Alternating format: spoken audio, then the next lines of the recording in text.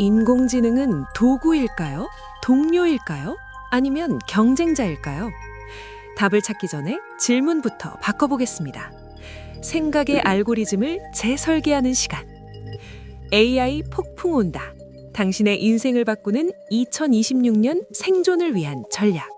지금 바로 시작합니다. 여러분 안녕하세요. AI 폭풍 온다의 주영철입니다.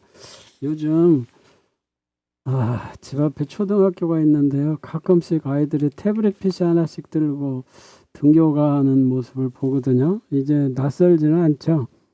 칠판 대신 커다란 스크린이 있고 아이들의 학습지 대신 데이터가 쌓이는 교실. 그런데 문득 이런 생각이 들더라고요. 우리 아이가 오늘 어떤 문제를 틀렸는지, 어떤 단어에서 머뭇거렸는지, 심지어 기분이 어떨지 AI는 다 알고 있다는데 이 소중한 정보는 어디로 가는 걸까? 부모님 마음도 참 복잡해지실 것 같아요. 편리하긴 한데 왠지 우리 아이가 투명인간처럼 감시당하는 건 아닌가 하는 그런 느낌도 들 것 같고요. 또 이 안개 속의 데이터 이야기를 좀 오늘 파헤쳐 보려고 하는데요. 오늘의 주제는 내 아이 데이터 누가 보나입니다. 오늘도 제 30년지기 동료이자 숫자를 다루는 회계학부터 AI 교육까지 뚫고 계신 현장의 달인 박정현 교수님 모셨습니다. 교수님 어서 오세요. 네, 안녕하십니까. 주 교수님. 오늘도 주제가 아주 묵직한데, 네네. 그 AI 데이터 학생들이 이제 그 에듀테크 그 기업에서 한 그 자극 가지고 이제 태블릿 풀잖아요. 그래서 그 풀 때 데이터는 이제 우리 아이가 생각했던 디지털의 어떤 발자국입니다. 그래서 네. 발자국을 따라가면 아이가 어디로 가는지 알 수 있지만 그 발자국을 아무나 지워버리거나 엉뚱한 길로 유인되면 안 되겠죠. 그래서 이런 보안이 문제인데요. 이 보안은 이제 안전벨트와 같은데 불편하다고 안 매면은 사고 났을 때 크게 다치죠. 그래서 AI 교육이란 고속도로를 달리기 위해서는 반드시 매야 할 벨트인데 그걸 오늘 이야기해 보도록 하겠습니다. 좋습니다. 교수님 딱 짚어주시니까 벌써 마음이 든든하네요. 자, 그럼 본격적으로 아이들의 미래가 담긴 데이터 주권 이야기 시작해 볼까요? 여기는 FM 96.3 수원 공동체 라디오입니다.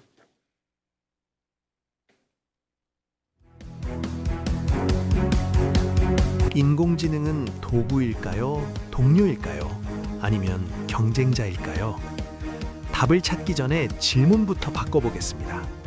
생각의 알고리즘을 재설계하는 시간. AI 폭풍 온다. 당신의 인생을 바꾸는 2026년 생존을 위한 전략. 지금 바로 시작합니다. 자, 1부에서는 교실로 들어온 AI, 우리 아이의 일거수일투족을 기록한다라는 주제로 시작하겠습니다. 교수님 아까 오프닝에서 안개 속의 데이터라고 말씀드렸는데 사실 부모님들 입장에선 이게 피부로 잘 안 와닿거든요. 그냥 우리 애들이 패드로 문제 좀 풀면 AI가 채점해주는 정도 아닌가 싶기도 하고, 그런데 실제로는 지금 2026년 교실에서 AI가 수집하는 데이터가 구체적으로 어떤 게 있을까요? 네, AI 디지털 교과서가 아니죠. 문제집 같은 형태죠. 지금 상태에서는. 네네네. 그래서 그 데이터는 단순히 정답과 오답에 그치지는 않습니다. 그래서 네네. 아이가 문제를 읽는 속도, 그다음 특정 같은 문제에서 멈추는 시간, 화면을 클릭하는데 패턴, 그다음에 심지어는 내장 카메라를 통해서 그 표정까지도, 그러니까 표정이라고 해서 당황하거나 집중력이 떨어지거나 이런까지도 분석하는 행동 및 감정 데이터를 모두 포함한다는 것입니다. 특히 이제 시선 추적 기술이 아이가 어느 문장에서 막혔는지까지 데이터가 된다는 거이죠. 그래서 이게 굉장히 중요한 겁니다. 그래서 그러네. 아직까지 완벽하게 그렇게 되지는 않지만 네네네. 이런 기술이 됨으로 인해 가지고 아이가 지금 어디에서 지금 가장 힘들고 하는지, 그러니까 감정 분석까지도 해줄 수 있다는 거죠. 그렇군요. 네. 그러면 구체적으로 한번 사례를 들어주시면 좋을 것 같아요. 네, 그 구체적으로 사례 들어보면 이제 학교 급식을 보면은 네. 학교 급식 메뉴나 위생 상태는 꼼꼼히 살피잖아요, 선생님들이, 네네네. 부모들이. 네네. 그 데이터도 똑같아요. 그래서 학교나 교육청에서 네. 우리 아이 데이터 보안 지금 안전하게 관리하고 있나라고 이제 당당하게 이제 부모들이 체크를 해야 돼요. 그래서 이제 한 분이 질문하면은 부모님 한 분이 질문하면 학교가 움직이고 네. 10분이 질문하면은 기업이 긴장하고 100분이 질문하면 국가 시스템이 이제 바꿔지는 거죠. 지금 이제 그래서 이제 AI 교육학서가 직접 이제 본격적으로 도입이 되면은 이런 거에 대해서 상당히 신경을 쓰셔야 됩니다. 그래서 AI는 도구일 뿐이고 그 도구를 우리 아이가 이롭게 쓸지 해롭게 쓸지 결국 주체인 우리에게 달려 있습니다. 그래서 여러분들은 내 아이를 위한 최고의 조력자로 역할을 충분히 하셔야 됩니다. 그렇군요. 자, 그러면 AI가 표정까지 본다 그러니까 세상에 이럴 수가 있나 하고 덜컥 하는 생각이 드는데요. 우리 아이가 문제를 풀다가 에이 모르겠다고 미간을 찌푸리는 것까지 AI가 다 읽어내고 기록하고 있다는 거네요. 이건 거의 1:1 과외 선생님 옆에서 숨소리까지 듣고 있는 격이라는 생각이 드는데 교수님, 이렇게 세밀하게 기록하면 정말로 우리가 사생활 걱정은 안 될 수가 없겠어요? 그렇죠. 이것을 이제 우리가 멀티모달 학습 분석이라고 하는데요. 네네. 아이의 멀티모달? 예, 멀티모달. 네.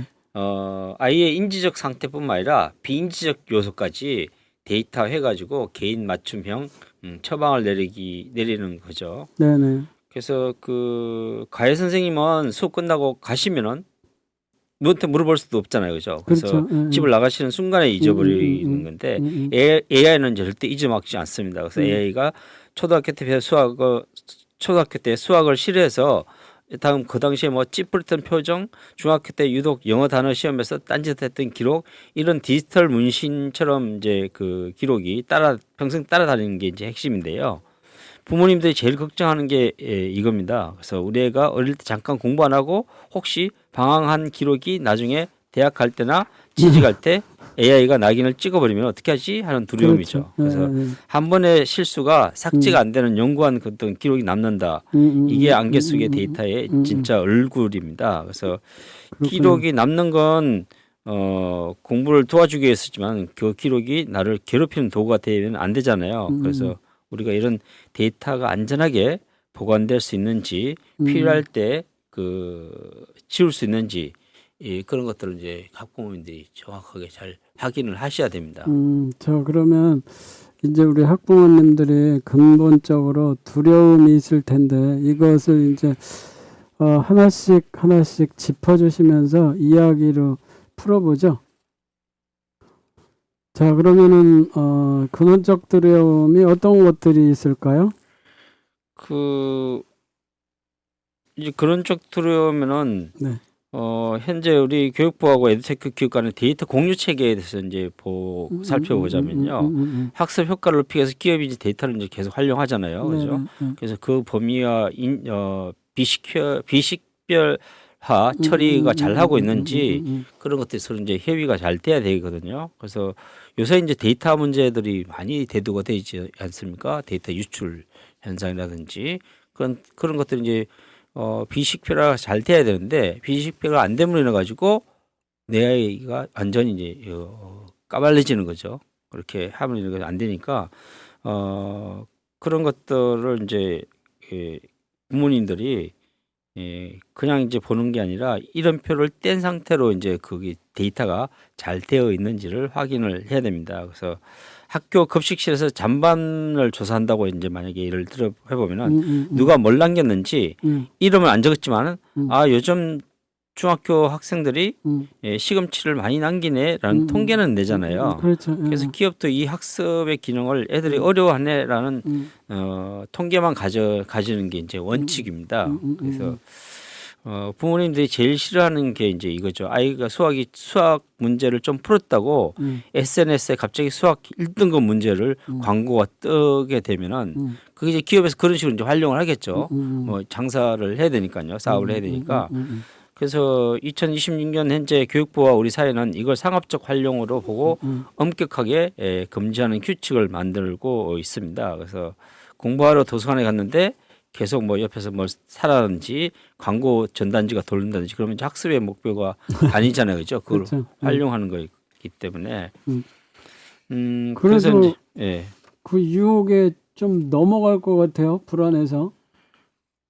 그렇죠. 넘어가죠. 예. 기업에서는 물론 이제 그 수강료 받아가지고 안 되니까 광고를 해야 되잖아요, 그죠? 심리를 살살 긁을 거 그렇죠. 아니에요. 광고를 해가지고 예. 물건이라는 것이 여기서 이제 학습지죠. 그렇죠. 예. 학습지 같은 걸 판다든지, 그다음에 이제 인강을 듣게끔 한다든지 이런 식으로 유도를 해야만 이제 기업 측면에서 이제 이익이 나니까 이제 그렇게 하는 건데 그런 것들이 이제 우리가 좀 조심을 해야 된다고 생각을 합니다. 그래서 뭐 법과 제도가 이제 완벽하지는 않죠. 그래서 늘 안개 속의 데이터라고 말씀드린 이유도 기업이 이 데이터를 정말 공부에만 쓰는지 우리가 계속 감시를 해야 됩니다. 그래서 데이터 보안에 대한 가이드라인이 이제 필요한 거죠. 네, 그렇군요. 우리 애가 수학은 잘하는데 끈기가 부족해요. 라는 선생님의 따뜻한 조언. 이제는 데이터 수치로 끈기 지수 42% 뭐 이런 식으로 딱딱하게 찍혀 나온다는 건데요. 교수님, 그럼 이 금쪽 같은 데이터들이 학교 서버에서 안전하게 보관되는 건가요? 아니면 이걸 만드는 기업들도 같이 다 들여다보고 있는 건가요? 그래서 항상 서버의 보안 문제가 이제 계속 대두가 되는데요. 그래서 그런 데이터를 뭐 아무리 보안을 철저히 해놔도 그 뚫자면 이제 뭐 뚫는 거죠. 특히 학교 그렇죠. 보안이라는 것은 뭐 그렇게 완벽하지는 않잖아요. 그렇죠. 요새 뭐 최근에 그 크로든가요? 미스트? 네. 그거 하면은 이제 우리나라 은행도 뭐 뚫린다. 근데 은행이 뚫릴 정도면 우리나라 학교 보안도 뭐 거의 금방 드러낸다고 볼 수가 있는 거죠. 겁나네 이거. 여튼 그 낮과 밤이 있는 것처럼 명암이 극명한 것 같아요. 자, 그러면 결국은 그 데이터가 돈이 되는 세상이니까 이제 우리 아이들의 학습 습관 데이터가 나중에 맞춤형 학원 광고나 교재 광고에 타겟이 될 수 있다라는 걱정이 드는 거는 당연한 것 같아요. 자, 그럼 여기서 첫 번째 음악 듣고 와서 이 데이터의 주인이 도대체 누군지 더 깊게 들어가 보겠습니다. 1부 여기서 마무리하고요. 음악 한 곡 듣고 오겠습니다. 여기는 FM 96.3 수원공동체 라디오입니다. 세상의 법칙이 바뀌었습니다. AI라는 거센 파도 속에 살아남을 단 하나의 방법, 바로 이 안에 있습니다. 여러분은 지금 주영철 교수와 박정근 교수의 통찰이 담긴 AI 폭풍이 온다. 당신의 인생을 바꾸는 2026년 생존 전략과 함께하고 계십니다. 2026년 당신의 운명을 결정지을 생존 지도를 지금 바로 펼치십시오. 네, 박정현의 비밀 듣고 왔습니다. 2부 시작합니다. 2부에서는 데이터가 누구 것인가를 주제로 다루어 보겠습니다. 우리 아이들의 학습 데이터가 비밀이 아니라 누군가의 자산이 되고 있다는 사실이 참 묘한 긴장감을 주고 있는데요. 교수님 아까 1부 끝에서 기업의 상업적 이용 이야기를 잠깐 언급하셨는데요. 그런데 근본적으로 궁금한 게 있어요. 우리 아이가 학교에서 생성한 이 데이터, 법적으로 주인은 누구인가요? 아이인가요? 부모인가요? 아니면 학교인가요? 참 궁금하네요. 네, 한마디로 법적으로 데이터의 주체는 정보 주체인 아이가 미성년자이면 이제 법정 대리인 부모가 되겠죠. 네네. 이고요. 현실적으로는 학교가 관리하고 기업이 플랫폼을 통해서 수집하고 국가가 교육 정책 수립을 위해 소유권을 주장하는 이제 복잡한 공유지 같은 이제 상황인데요. 마치 이제 아이가 놀이터에서 노는 모습을 찍은 사진과 같습니다. 사진 속의 주인공은 아이지만 그 사진을 찍은 카메라는 기업인 것이고요. 놀이터의 땅은 국가이고요. 사진첩을 관리하는 학교가 하는 셈이죠. 네네. 그러니까 주인이 누구냐고 묻는다면 상당히 당연히 주인공인 아이라고 음. 생각을 합니다. 그래서 음. 이제 여러 명의 어떤 손을 거치면서 네네. 공동 관리 구역인 상황이죠. 네. 그렇군요. 복잡하군요. 네. 이게 서로 이거는 네 거고 이건 내 거고 해가지고 여러 사람이 이렇게 공동으로 맞물려 있는 것 같으네요. 참 복잡한데 그러면 주인은 우리 애인데 정작 열쇠는 학교랑 기업이랑 나눠 갖고 있는 셈이군요. 제가 예전에 듣기로는 빅테크 기업들이 이 데이터를 학습 효과 개선이라는 명목으로 가져가서 자기네 AI 모델을 고도화하는 데 쓴다고 하더라고요. 그럼 우리 아이들이 무료로 기업의 기술을 발전시켜 주는데 데이터 일꾼 노릇을 하고 있는 것 같다는 생각이 들거든요. 너무 비약인가요? 그렇지는 않습니다. 뭐 꼭 학습뿐만 아니라 우리 핸드폰에서 쓰는 뭐 카톡이나 그다음에 이런 것들 데이터들이 있잖아요. 네네. 이런 것도 기업이 이제 활용을 하는 거거든요. 네. 그걸 생각하시면서 기업 입장에서는 더 정교한 AI 튜터를 만들기 위해서 데이터가 이제 필수적이죠. 네네. 그래서 그 그렇겠죠. 과정에서 발생하는 음. 어떤 수익이나 기술적 이득을 정작 데이터를 제공한 학생들에게는 어떻게 돌아오는지는 이제 불투명하게 되는 거죠. 그래서 그렇군요. 기업을 요리사라고 이제 하고 AI 모델을 황금 레시피라고 해보겠습니다. 그래서 요리사가 맛있는 레시피를 개발하려면 네. 신선한 재료가 많이 필요하겠죠. 그렇죠. 그 재료가 우리 아이들의 데이터입니다. 이해하셨습니까? 네네. 그래서 재료를 제공하는 사람은 사실 재료를 제공하는 사람은 학생들인데 네. 실제 돈을 버는 사람들, 그 활용하는 사람들은 기업이 되는 거죠. 그렇군요. 네. 자, 그러면 저 문득 이런 생각이 들거든요. 제가 AI를 쓰고 있는데요. 조금만 쓰면 뭐 이거 돈 내라고 그러고 너무 많이 썼다고 그러거든요. 네. 내 데이터는 무료로 가져가면서 왜 돈을 내라고 그러는 거죠?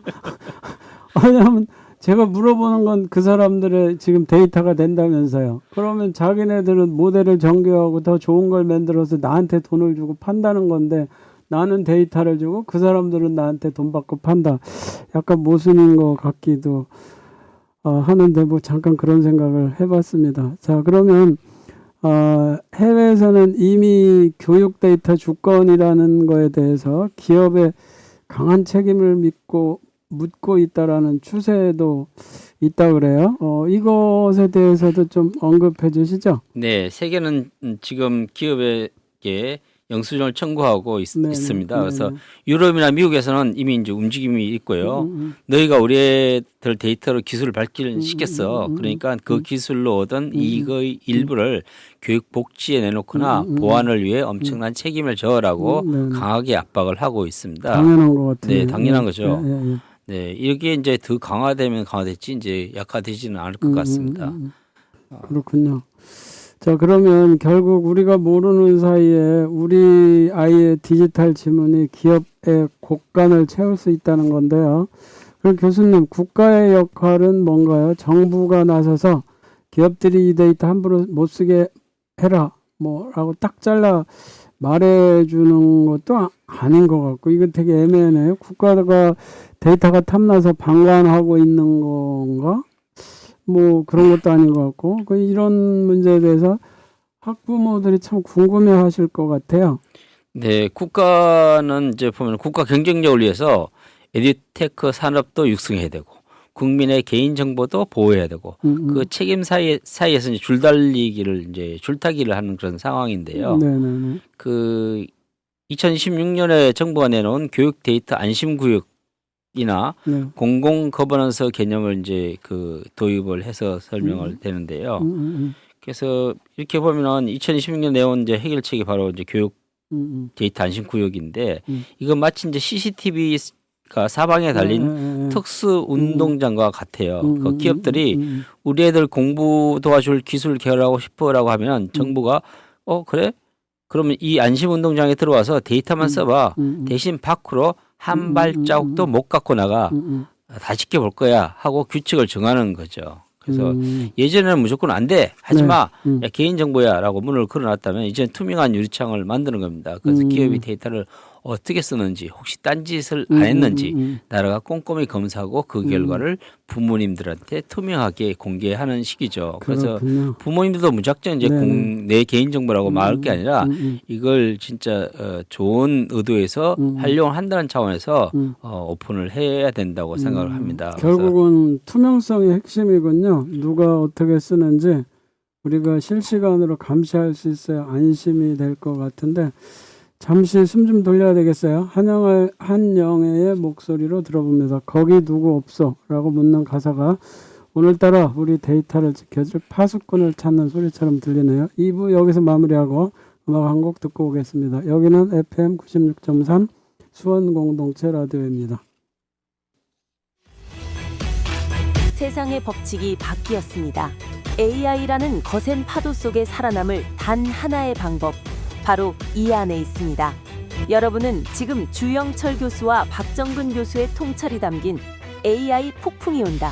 당신의 인생을 바꾸는 2026년 생존 전략과 함께하고 계십니다. 2026년 당신의 운명을 결정지을 생존 지도를 지금 바로 펼치십시오. 한영애 씨의 누구 없어라는 노래인데요. 목소리가 참 간절하게 들리네요. 3부 시작하겠습니다. 3부에서는 디지털 꼬리표의 공포를 주제로 이야기 나눠보겠습니다. 자, 이제 가장 두려운 이야기를 좀 해보려고 합니다. 교수님, 우리가 어릴 때 학교에서 좀 싸울 수도 있고 성적이 잠깐 떨어질 수도 있잖아요. 그런데 시간이 지나면 잊히고 기록도 사라지는데 AI 시대에서는 이 모든 게 데이터로 남는단 말이죠. 이른바 디지털 꼬리표. 이거 뭐 별로 듣기 좋은 말은 아닌 것 같은데 이게 정말 평생 우리 아이의 뒤를 따라다니게 될까요? 네, 디지털 꼬리표 상당히 무시무시한 이야기인데요. 이게 네. 디지털 꼬리표가 학생들만 있는 게 아니라고 생각됩니다. 저도 가끔 이제 좀 댓글을 올리거나 네네. 그다음에 뭐 기사에서 댓글 올리거나 그다음에 이게 그 카톡도 마찬가지예요. 이게 다 남지 않을까 그런 생각도 들기도 하고요. 그렇죠. 그 특히나 댓글을 달 때 여러분들 이제 그 이제 인터넷 윤리라고 이야기하는데 윤리적인 측면에서 봤을 때 거짓말을 한다든지 그렇게 하면은 이게 나중에 다 남을 수도 있을 것 같아요. 그래서 특히 정치인들이 옛날에는 뭐 땅 사가지고 그렇게 했다는데 그게 아니라 이제 요새 보면은 정치인들이 언제 무슨 이야기 했나 쫙 나오잖아요. 그래서 디지털 이 꼬리표 핵심입니다. 그래서 영상까지 다 나오더라고요. 그렇죠. 뭐 옛날에 했던 거 영상부터 해가지고 뭐 다 뒤집어 나오기 때문에 말 한마디 하실 때 굉장히 조심해야 되고 특히 남을 비방하거나 거짓 정보를 하거나 이렇게 할 때는 항상 100% 끄집이 나온다고 생각하면 됩니다. 그래서 학생들도 마찬가지 우리가 문제를 풀 때 이런 디지털 그 꼬리표가 해서 네. 야 옛날에 우리 애가 예서 수포자다 이걸 데이터 낙인 효과가 있지 않을까 그런 그렇죠. 생각이 들 거라고 생각이 네, 됩니다. 네. 그래서 정부가 이제 2026년에 내놓은 해결책이 바로 교육 데이터 안심구역이라고 아까 말씀드렸는데요. 네네네. 이것은 마치 여기 이제 예전에는 무조건 안 되라고 하지만은 문을 걸고 잠갔다면 이제 투명하게 유리창을 이제 만들어서 하는 건데 이런 것들을 이제 그 디지털 꼬리표에 하지 않게끔 잘 관리를 해야 되는 거라고 생각이 됩니다. 결국은 이제 안심구역이라는 게 실제 예를 들자면 어떤 방에다 가다 놓고 여기서만 놀아. 내가 바깥에서 투명하게 감시를 할게. 그렇죠. 잘 노나 안 노나. 그래서 그런 데이터들이 이제 외부 유출 안 되도록 학부모들이나 그러니까, 국가에서 제일 관리를 굉장히 잘 해야 되는 타이트하게 해야 되는 게 맞죠. 결국은 무조건 금지할 거는 아니고 바깥에서 누구나 감시할 수 있도록 투명하게 보여주면서 해라. 그렇죠. 이런 얘기가 우리가 되는 거죠? 교육학적으로 이제 실패하면서 배우라고 하잖아요. 네네네. 근데 실패했던 거를 다 까발리면 안 되잖아요. 그죠? 그렇죠. 그런 것처럼 실패하면서 학생들 어차피 경험이 없으니까 음. 자꾸 실패를 하면서 배우게 되는데 익숙한 애들이에요. 요새 학생들은. 그렇죠. 요새 게임 할 때 우리들은 뭐 게임 매뉴얼 보고서 따라하면서 이렇게 배우는데 절대 유시 학생들은 그렇지 않잖아요. 해가면서 뭐 게임 오버를 몇 번 해가면서 빨리 배우게 되잖아요. 맞아요. 근데 게임 오버가 뭐 너 몇 번 했다 하고 그게 다 이제 오픈이 되면은 이게 내가 상당히 좀 불리하잖아요. 그렇죠? 그런 아편 점을 하기 때문에 오픈하기 때문에 그런 단점, 약점을 오픈시키는 거는 불합리하다고 생각합니다. 그렇군요. 그러면 이게 이제 그 데이터 낙인 효과 같은 건데요. 그러니까 초등학교 때 좀 장난쳤던 데이터가 대학 입시나 나중에 취업할 때 이 친구 집중력이 15%나 부족하네. 이런 식으로 참고 자료가 될 수 있다라는 생각을 해보면 이거 참 학부모 입장에서는 소름 돋는 이야기인데요. 내 아이가 어릴 적 실수를 한 것이 평생 족쇄가 된다면 차라리 AI 교과서 안 쓰고 싶다는 분들도 계실 것 같아요. 그렇죠. 뭐 이렇게 따라다닌다면 안 되는 거죠. 뭐 학폭도 아니고 이게 완전 히 여기 따라다니는 이거는 진짜 무서운 거죠. 공부잖아요. 학습이고 학습이라는 것은 실수를 하면서 배우게끔 하는 게 이제 학습인데요. 네. 그래서 부모님들의 공포가 이제 기후가 이제 아닐 거라고 생각이 드는데 네.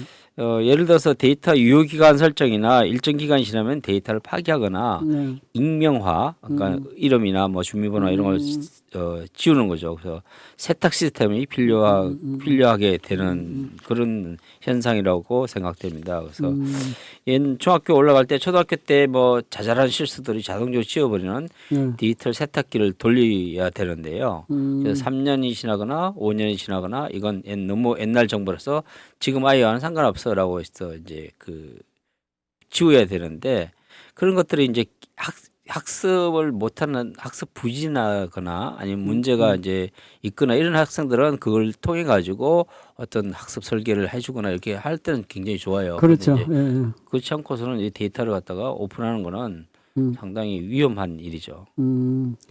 그러네요. 그러니까 이제 데이터가 유통 기간이 좀 있어야 되고 일정한 유통 기간이 지나면 우리가 세탁하듯이 자동 파기를 해야 된다는 말씀을 해주셨어요. 그렇죠. 그러니까 결국은 이런 말이 맞는지 모르겠는데 디지털 세탁기가 있어야 되는 거네요. 정보를 제거하는 디지털 세탁기. 그렇죠. 국가는 데이터 세탁기를 잘 돌리고 기업은 유통기한을 잘 지키는지 우리 부모님들이 잘 확인해야 되고 기술을 거부하기보다는 기술이 우리 아이의 미래를 응원하도록 길을 잘 들이게 하는 게 우리 부모님들의 이제 지금 현재 역할이라고 생각됩니다.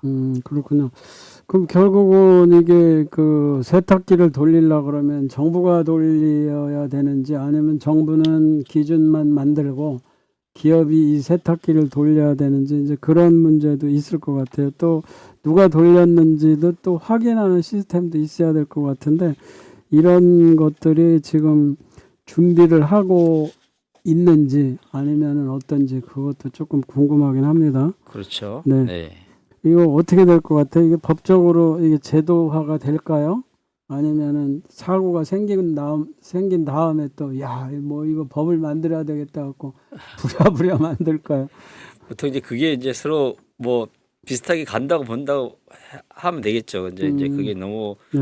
사고가 너무 크거나 그렇게 되면은 정부나 기업에 대한 신뢰도가 떨어지니까 정부나 기업도 상당한 책임을 지고서 해야 되고 물론 뭐 시행착오를 해가면서 하는 거는 맞는데 저는 시행착오가 최소화되는 게 예를 들어서 뭐 9대 1 정도 역할을 한다든지 시행착오 하면서 이제 자꾸 어떤 프로그램이나 어떤 시스템이 안정화돼 가잖아요. 그렇죠? 처음부터 완벽한 건 없으니까 그런 점도 이제 학부모님들이 이해를 해 주셔야 되고 기업이나 그다음에 정부도 정신 차리고 잘 관리를 해야 되겠죠. 그렇군요. 그러니까 결국은 우리 부모님들도 어떤 눈으로 이 데이터를 바라봐야 될지 고민이 좀 깊어지실 것 같아요. 교수님 다음 파트에서는 그 해법을 구체적으로 들어보기로 하고요. 3부는 여기서 마무리하고 음악 한 곡 듣고 오겠습니다. 여기는 FM 96.3 구원공동체 라디오입니다. 세상의 법칙이 바뀌었습니다. AI라는 거센 파도 속에 살아남을 단 하나의 방법, 바로 이 안에 있습니다. 여러분은 지금 주영철 교수와 박정근 교수의 통찰이 담긴 AI 폭풍이 온다. 당신의 인생을 바꾸는 2026년 생존 전략과 함께하고 계십니다. 2026년 당신의 운명을 결정지을 생존 지도를 지금 바로 펼치십시오. 조성모의 가시나무 듣고 왔습니다. 가사처럼 아이들의 마음과 기록에 가시가 돋지 않게 우리가 잘 보듬어야 하겠는데요. 교수님 이제 결론을 좀 내야 될 것 같아요. 4부에서는 감시자가 아닌 조력자로 2026년형 데이터 보안 가이드라인에 대한 주제로 이야기를 나눠보겠습니다. 박 교수님 불안하니까 AI 안 쓸래? 그렇다고 할 수도 없는 노릇이고 그래서 현재 우리 부모님들이 내 아이 데이터를 지키기 위해 당장 실천할 수 있는 행동 강령 같은 게 있을까요? 네, 가장 먼저 데이터 열람권과 삭제 욕조권을 이제 적극적으로 활용을 하셔야 됩니다. 네네네. 그래서 학교나 교육청에서 제공하는 학부모 포털을 통해서 내 아이의 어떤 데이터가 수집되고 있는지 정기적으로 확인하는 습관이 중요하고요. 그래서 또한 에듀테크 서비스 가입 시에 제3자 정보 제공 동의 항목을 필수 사항과 선택 사항으로 이제 구분하는 그를 이제 항상 습관을 들여야 되는데요. 네네. 뭐 도둑이 무섭다고 집을 비워둘 수는 없죠. 그래서 열쇠를 잘 관리하고 문 단속하는 게 가장 먼저입니다. 그래서 네. 26년에 부모님들이 당장 오늘 저녁부터 하셔야 할 일들은 데이터 문 단속의 해야 되는데 그 3단계를 알려드리도록 하겠습니다. 그러니까 결국은 그 불안해하지 말고 집주인 노릇을 해야 되는데 집주인 노릇을 하기 위한 문단속 3단계를 요약해 주신다는 거죠? 네, 그렇죠. 네네네. 데이터 열람권인데요. 1단계인가요? 네, 1단계. 네네. 학교에서 애가 뭘 배웠는지 궁금해서 가방 뒤져본 시절은 이제 끝났습니다. 이제 학부모 포털에 들어가 보시면은 그게 데이터 열람권을 누르면은 AI가 우리 아이에 대해서 뭐라고 적었는지 한눈에 볼 수가 있습니다. 그래서 우리 애가 뭘 잘 했는지 어떤 데이터를 수집 중인지 정기적으로 출석 체크하듯이 한번 가끔 들어가 봐야 됩니다. 무작정 학교에만 맡겨 놓을 게 아니라 그다음에 두 번째는 삭제 요청권인데요. 확인했는데 마음에 안 드는 기록이 있다면 혹은 전에 쓰던 앱인데 아직 정보를 갖고 있다. 그럴 때는 당당하게 이거 지워주세요라고 이렇게 하는 게 이제 데이터 삭제권, 삭제 요청권인데요. 내 아이의 흑역사가 데이터로 남지 않게 부모님들이 대신 지우개로 들고 있는 겁니다. 그다음 세 번째가 이제 제3자 정보 동의 제공 동의. 인데요. 네, 그렇죠. 이거는 뭐 여러분들도 평상시에 많이 하는 거잖아요, 그렇죠? 네, 그래서 되게 많이 하죠. 네, 꼭 하셔야 됩니다. 네. 자, 그러면 이게 이제 그 아까 말씀하신 것 중에 그 삭제 요청권이라는 게 있는데 이게 예전에도 우리 잊혀질 권리라고 그래가지고 인터넷에 떠돌아다니는 데이터를 지워주는 디지털 장의사라는 걸 대행하는 업체들도 있었잖아요. 네. 그런데 이것은 교육부가 관리하니까 잘 삭제해주겠죠? 믿고 해야죠. 뭐 그거 하면은 노이로족일 것 같아요. 글쎄. 그뿐만 아니라 우리가 평상시 일상생활에서도 뭐 가입할 때 뭐 여러 가지 묻잖아요, 그렇죠.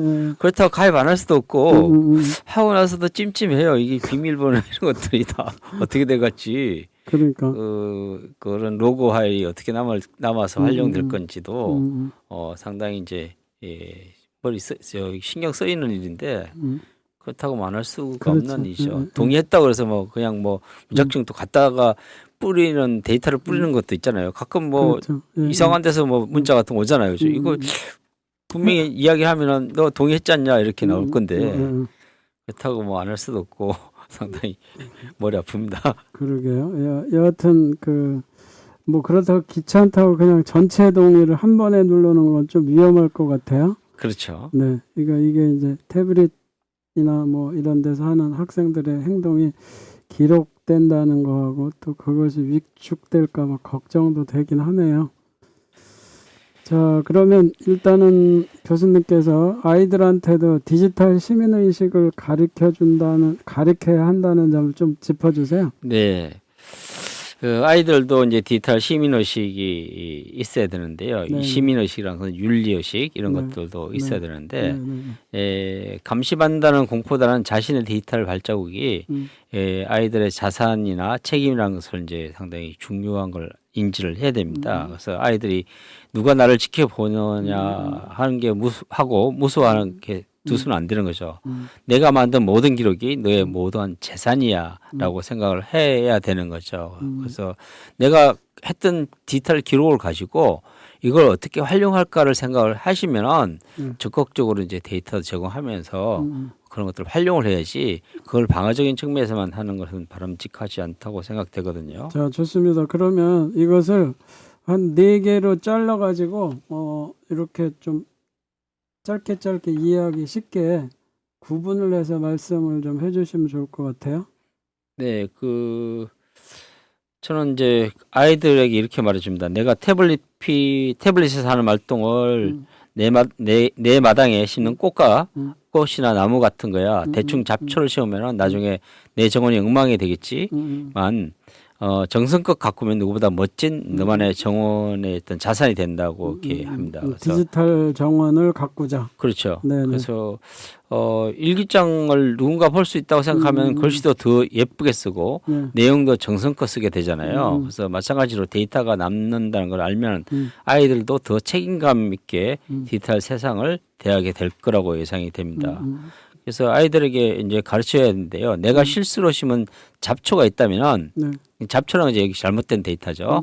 언제든 엄마랑 같이 지울 수가 있어라고 해야 되고요. 내 데이터를 내가 결정할 수 있다면 데이터 자기 결정권을 믿게 해주는 거죠. 정원의 잡초도 스스로 제거할 수 있게 해야 된다. 그렇죠. 네네네. 그래서 부모님이 옆에서 너 감시당하고 있어라고 겁주는 대신에 내가 남기는 이 멋진 기록들이 나중에 내 꿈을 이룰 때 큰 힘, 그런 걸음이 될 수 있다. 이렇게 생각을 하고 응원을 해줘야 되고. 야, 참, 말씀 들어보니까 디지털 정원? 뭐, 이런, 재미있는데, 표현이. 네. 디지털 너무 딱딱하니까 이제 그렇게 표현해 봤는데요.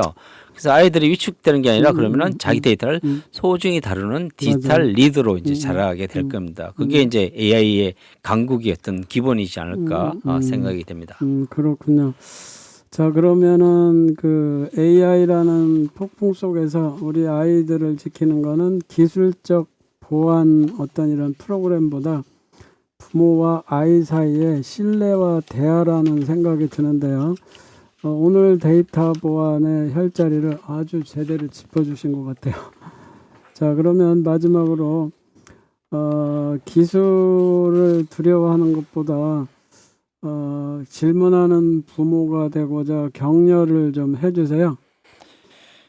네, 부모님들은 학교 급식 메뉴나 위생 상태를 꼼꼼히 살피잖아요. 네네네. 데이터도 똑같습니다. 학교나 교육청에서 우리 아이의 데이터 보안 지금 안전하고 관리하고 있는지 당당하게 이제 물어봐야 되고요. 네네. 학부모님 한 분이 질문하면은 학교가 움직이고 10분이 질문하면 기업이 긴장하고 100분이 질문하면 국가 시스템이 이제 바꿔지게 되는 건데 그래서 학부모님들 질문은 아이를 감시하는 게 아니라 아이의 운동장을 안전하게 만들어준다고 생각하시고 자꾸 관심을 가져주셔야 됩니다. 그래서 AI는 도구일 뿐이고요.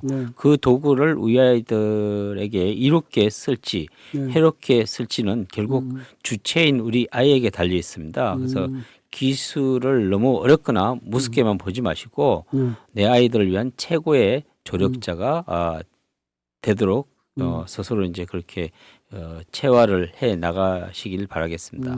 그렇군요. 그러면은 지금 요거는 다시 정리를 하자면 뭐 비유를 들으셨는데 학교 급식 체크하듯이 데이터 보안도 체크하자. 이 그렇죠. 부모님들 얘기네요. 그렇죠. 먹는 거는 잘 네, 체크를 네, 하시거든요. 네, 왜냐면 네. 바로 그건 식중독하고 연결이 됐잖아요. 그렇죠. 음, 그리고 건강하고 연결되니까. 음, 근데 이제 이거 데이터는 금방은 교육 효과는 금방 나지는 않잖아요. 그렇죠. 그렇죠. 그래서 이걸 예, 예. 그 꾸준히 음, 그 중학교 끝나더라도 음, 또 고등학교 가셔가시고 또 중학교에 있는 선생님 저기 그 뒤에 오시는 학부모님들도 관심을 가지시고 이렇게 해서 계속 인수인계를 해가면서 관심을 가져야만이 교육이 이제 제대로 되어 간다고 생각됩니다. 그냥 네, 학교 네. 선생님한테만 던져줄 게 아니라 네. 이런 하나하나의 데이터들 내가 학생들이 로고 했던 거나 이런 거 데이터들이 내 아이에게 충분히 있던 그 아이가 잘못했던 실수했던 거를 빨리 그러니까 그 성공의 패턴으로 돌려줄 수 있는 거기 때문에 그런 데이터를 잘 활용하시고 뭐 데이터를 이제 학교에서 지우는 게 아니라 내가 내 아이에 관련 데이터는 내가 또 관리를 할 필요가 있어요. 그래야만이 우리 아이가 뭐가 잘못한 걸 있으면은 유도를 해가지고 올바른 방향으로 갈 수 있게끔 학습을 최대한 진짜 맞춤 학습을 할 수 있는 거죠. 맞습니다. 우리가 깨어 있어도 깨어 있어야 세상도 바뀝니다. 교수님 오늘 귀한 말씀 감사합니다. 오늘 내 아이 데이터 누가 보나라는 주제로 이야기를 나눴는데요. 결국 데이터는 차가운 숫자지만 그 안에 담긴 건 우리 아이들의 뜨거운 성장 기록이라는 것을 잊지 말아야 되겠습니다. 박 교수님 오늘 함께 해주셔서 정말 든든했습니다. 다음 주제는 또 어떤 주제로 이야기를 할 건지 궁금하긴 하네요. 자 그러면 이제 끝날 시간이 돼서요. 이적의 걱정 말아요라는 걱정 말아요 그대라는 음악을 들으면서 오늘 여기서 마무리해야 될 것 같습니다. AI 폭풍온다 여기서 마무리하고요. 여기는 FM 96.3 수원 공동체 라디오입니다. 지금까지 진행의 주영철, 초대 손님의 박정건 교수, 엔지니어 유서희 편집부장이었습니다. 애청해주신 여러분 고맙습니다. 안녕히 계세요.